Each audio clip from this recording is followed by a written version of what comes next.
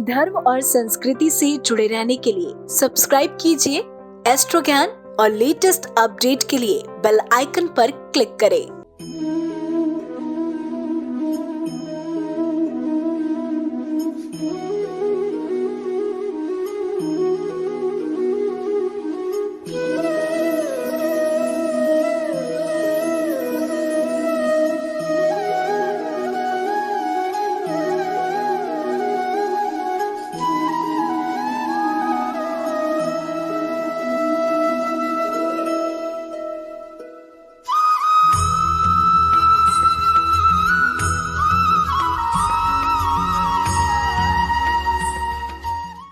जय महाकाल। बाबा चंद्रेश्वर आपको चारों पुरुषार्थ प्रदान करें। इसी कामना के साथ मैं आनंदाचार्य सभी साथियों का स्वागत करता हूं। दर्शकों, आज के इस कार्यक्रम में मैं ज्योतिष और कर्म सिद्धांत की बात करने वाला हूं। मैं आपको बताने वाला हूं कि ज्योतिष में भाग्य और कर्म सिद्धांत को किस प्रकार से परिभाषित किया गया है। कर्म और भाग्य के बारे में क्या कहा गया है? क्या ज्योतिष और कर्म सिद्धांत में ही भविष्य को समझा जा सकता है? वास्तव में हम सभी सोचते हैं कि जीवन में सब कुछ भाग्य के आधार पर संपन्न होता है, लेकिन सत्य तो ये है कि भाग्य का निर्धारण स्वयं कर्म और मन के भाव के आधार पर संपन्न होता है। न तो बिना कर्म किए भाग्य बनता है और न ही बिना कर्म किए भाग्य फलता है। परंतु दर्शकों, यह होगा कैसे? इसे समझने के लिए मैं एक उदाहरण देता हूं। वह यह है कि जैसे चौसर के पासे फेंकना हमारे हाथ में होता है, लेकिन अंक मिलना भाग्य के हाथ में। यदि भाग्य में लिखा अंकों को पाना है तो पासा तो फेंकना ही पड़ता है। बिना पासा फेंके अंक मिलने वाला तो है नहीं। बस इसी सिद्धांत के अनुसार आप ये बात भली भांति समझ लें कि आपके भाग्य में जो कुछ भी लिखा है वो बिना कर्म किए आपको मिलने वाला नहीं है। अब चाहे फल अच्छा हो या बुरा, सिद्धांत के अनुसार कर्म के बाद ही फल मिलता है।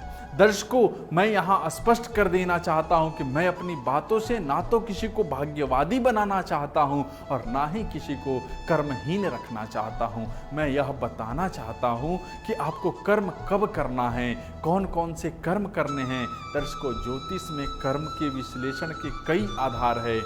शारीरिक कर्म, वाचक यानी कि वाणी के द्वारा किए गए कर्म, और मानसिक अर्थात मन को प्रभावित करने वाले कर्म। कर्म हमारे संस्कारों से प्रभावित होते हैं और संस्कार निर्माण बहुत कुछ पारिवारिक स्थिति और पूर्व जन्म के प्रभाव द्वारा निर्मित होता है। दर्शकों, ज्योतिष के बारे में मैंने पहले के कार्यक्रम में भी चर्चा की है। आज एक बार फिर से बताना चाहता हूं कि ज्योतिष कोई चमत्कार नहीं है, यह समग्र विज्ञान है। ज्योतिष भूत और भविष्य को समझने का विज्ञान है, लेकिन केवल मात्र इस विज्ञान को समझ लेने से भाग्य को नहीं बदला जा सकता। इसके लिए हमें कर्म सिद्धांत का ज्ञान होना भी जरूरी होता है, क्योंकि कर्मों के द्वारा ही भाग्य को बदला जा सकता है। दर्शकों, ज्योतिष ही एकमात्र ऐसा विज्ञान है जो आपको जीवन रूपी इस चौसर में पासा फेंकने का सही समय बताता है, यानी कर्म कब करना है इसका ज्ञान प्रदान करता है। ज्योतिष शास्त्र कर्मों का वर्गीकरण के सिद्धांत पर आधारित है। भाग्य की भूमिका का निर्माण भी कर्म ही करते हैं, चाहे वो वर्तमान के कर्म हो या पूर्व जन्म के। ऐसे में ज्योतिष को केवल भाग्य बांचने वाला शास्त्र कहना बिल्कुल गलत होगा। परिस्थितियों के मुताबिक हम भाग्यवादी हो सकते हैं, परंतु ज्योतिष इसकी सलाह नहीं देता है। ज्योतिष कर्म सुधारने की बात करता है। दर्शकों, जैसा कि मैंने पहले भी बता चुका हूं कि बिना कर्म किए आपको कुछ नहीं मिलने वाला। तो इसी सिद्धांत से ये बात साफ हो चुकी है कि जीवन में हमें जो भी फल मिलता है वो कर्म करने के बाद ही मिलता है। बिना कर्म किए फल मिलता ही नहीं, चाहे फल अच्छा हो या बुरा। मेरे कहने का अर्थ यह है कि समय अच्छा है तो कर्म करके ही फल को पाया जा सकता है, और समय बुरा है तो कर्म को टालकर बुरे परिणामों को रोका या कम किया जा सकता है।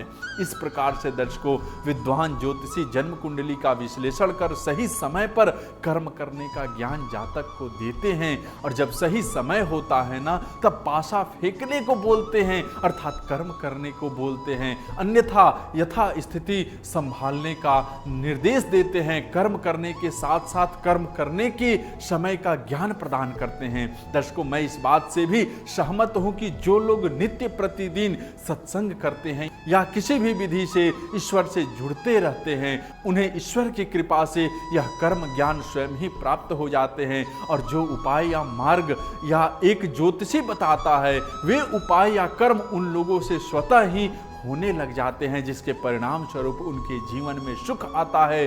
84 लाख योनियों में एक मनुष्य योनि ही ऐसा है जिसके कर्म के द्वारा भाग्य को बदला जा सकता है। तो आप भी शुभ और धार्मिक कर्म कीजिए और अपने जीवन की दशा और दिशा बदल लीजिए। आज के लिए दर्शकों इतना ही। आप सबको कार्यक्रम कैसा लगता है मुझे जरूर बताते रहिए। साथ ही जो लोग मुझसे जुड़ना चाहते हैं, सामने नंबर है, आप जुड़ सकते हैं। आप सबका बहुत बहुत धन्यवाद। जय महाकाल।